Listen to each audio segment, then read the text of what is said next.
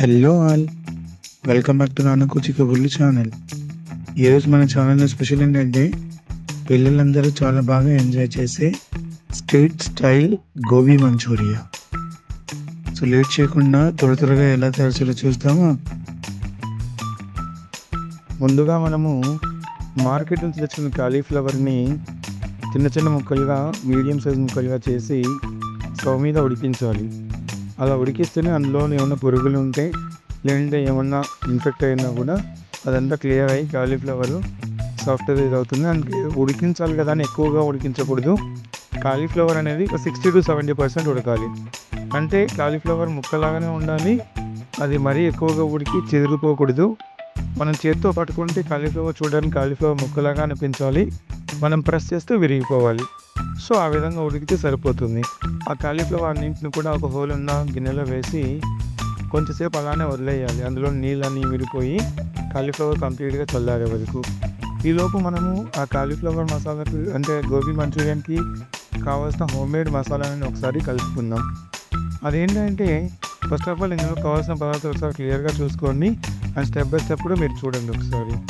ముందుగా మనం 4 టీ స్పూన్ల అల్లం వెల్లుల్లి పేస్ట్ని యాడ్ చేయాలి. అండ్ 4 టీ స్పూన్ల అల్లం వెల్లుల్లి పేస్ట్ వేసిన తర్వాత మనం దానితో పాటు తీసుకున్న 1 టేబుల్ స్పూన్ చికెన్ మసాలాని యాడ్ చేయాలి.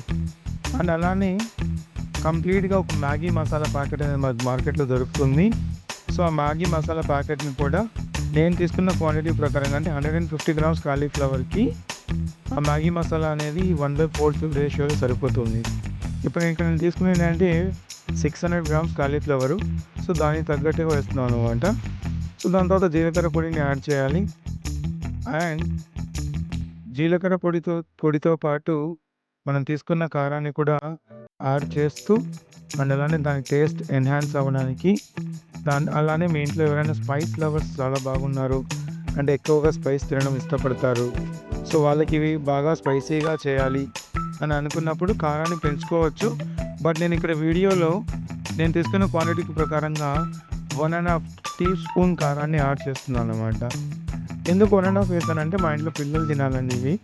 సో పిల్లల కోసం అని చేస్తున్నాను కదా, దానికోసం కారాన్ని తగ్గించేసాను. మీరు కావాలంటే మీ ఇంట్లో తినే స్పైస్ని బట్టి మీరు కారాన్ని యాడ్ చేసుకోవచ్చు. దాని తర్వాత మేము ఇంట్లో ఎప్పుడు కూడా కార్న్ఫ్లోర్లో కొన్ని స్పైసెస్ని యాడ్ చేసి పెట్టుకుంటాం అనమాట. అదేంటంటే కారము, ధనియాల పొడి, కొంచెం కరకాయ పొడి ఇలా అనమాట. ఒకవేళ ఈ కార్న్ఫ్లోర్ మనకు నచ్చదు అన్నప్పుడు మార్కెట్లో మనకు శరవణాస్ అనే కంపెనీలో fish fry, chicken fry masala ప్యాకెట్లు దొరుకుతాయి అన్నమాట. సో ఆ ప్యాకెట్లను మీరు వేసుకోవచ్చు. అది కూడా సేమ్ 150 గ్రామ్ కాలీఫ్లవర్కి ఒక శరవణాస్ ప్యాకెట్ వేసినా సరిపోతుంది. దాని తర్వాత ఉప్పు కూడా మనకు తగినంత రుచికి ఏ విధంగా కావాలో ఆ విధంగా రుచికి అనుగుణంగా ఉప్పుని యాడ్ చేసుకోవచ్చు. బట్ నేను ఇక్కడైతే 3 టీ స్పూన్స్ అనేవి వేస్తూ ఉన్నాను.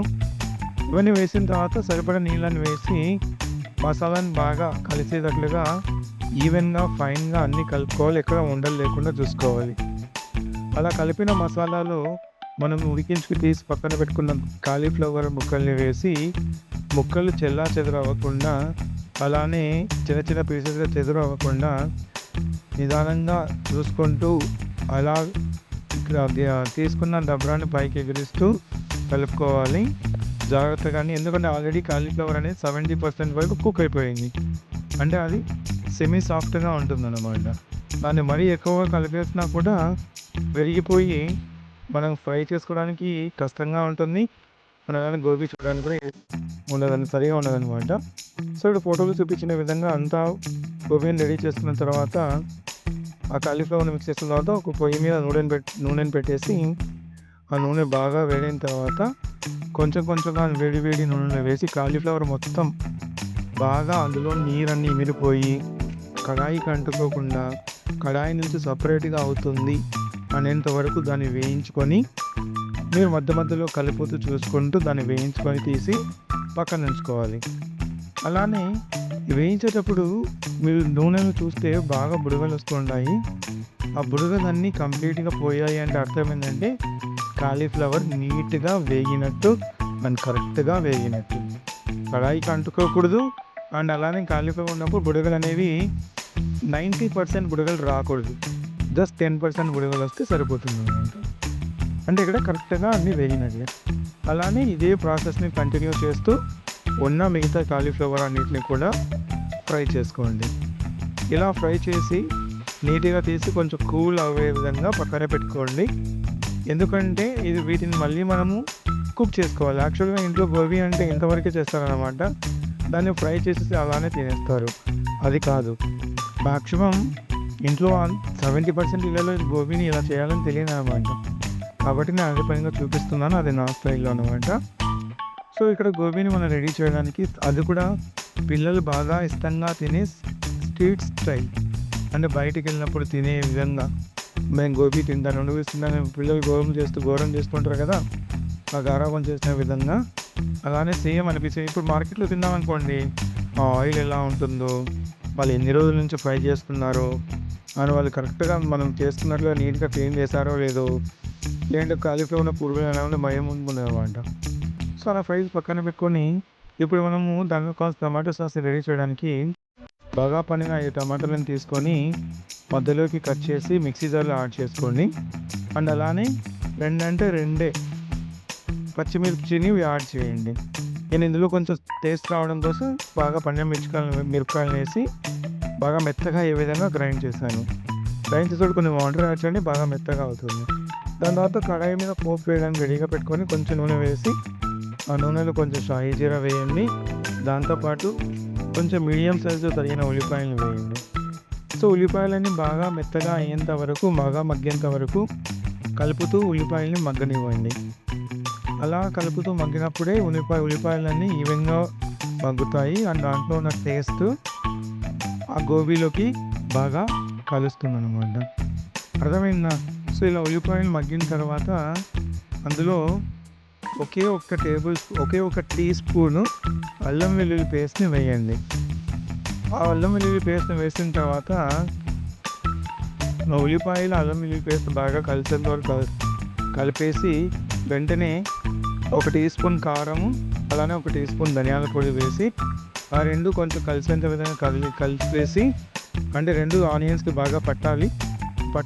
పట్టిన తర్వాత వెంటనే మనం తీసుకొని గ్రైండ్ చేసిన టమాటో ప్యూరీని అందులో వేయండి. సో, ఇక్కడే కొంచెం మీరు జాగ్రత్తగా చేయాల్సిన స్టెప్ ఏంటంటే, ఆ టమాటో ప్యూరీ నీట్‌గా దగ్గరగా అయ్యేంత వరకు, మగ్గేంత వరకు అండ్ గుజ్జుగా దగ్గరగా వచ్చేంత వరకు దాన్ని కలుపుతూ బాగా ఉడకనివ్వాలి. అలా ఉడికిస్తే మనం యాడ్ చేసిన స్పైసెస్ టేస్ట్ అనేది అందులోకి బాగా ఇన్ఫ్యూజ్ అవుతుంది. సో, అలా టమాటాలన్నీ దగ్గరగా బాగా అయిన తర్వాత అందులో కొంచెం ఉప్పు వేసి, దాంతోపాటు మనం ఫ్రై చేసి పక్కన పెట్టుకున్న కాలీఫ్లవర్ పీసెస్‌ని కూడా వేసి బాగా వెంటనే ధన అని హై ఫ్లేమ్ మీద పెట్టి కలపండి. ఎందుకు ఆ విధంగా అంటే చైనీస్ ఎప్పుడు కూడా లో ఫ్లేమ్‌లో, మీడియం ఫ్లేమ్‌లో వండకూడదండి. ఎప్పుడు కూడా హై ఫ్లేమ్ మీదనే వండాలి. సో, అలా బాగా ధన అని కలుపుతూ ఆ కాలీఫ్లవర్ పీసెస్ అన్నీ కూడా చెల్లాచెదరవ్వకుండా నీట్‌గా దగ్గరయ్యేంత వరకు కలిపిన తర్వాత, ఇప్పుడు ఫైనల్‌గా అందులో టేస్ట్ ఎన్హాన్స్ అవ్వడం కోసం మీరు ఒక నిమ్మ చెక్కని, అంటే ఒక నిమ్మకాయలో అర చెక్కని బాగా పిండేసి బాగా కలపండి. అంతేనండి. ఫైనల్‌గా గోబీ మంచూరియా రెడీ అయిపోయింది. మీరు వేడిగా ఉన్నప్పుడైనా సరే, కొంచెం చల్లారాకైనా సరే, ఆనియన్‌తో కొంచెం గార్నిష్ చేసి పిల్లలకి సర్వ్ చేస్తే హాయిగా పిల్లలు స్ట్రీట్ స్టైల్ గోబీని ఎంజాయ్ చేస్తారు. థ్యాంక్ యూ అండి. అండ్ కొంచెం నా ఛానల్‌ని సబ్స్క్రైబ్ చేసుకోండి.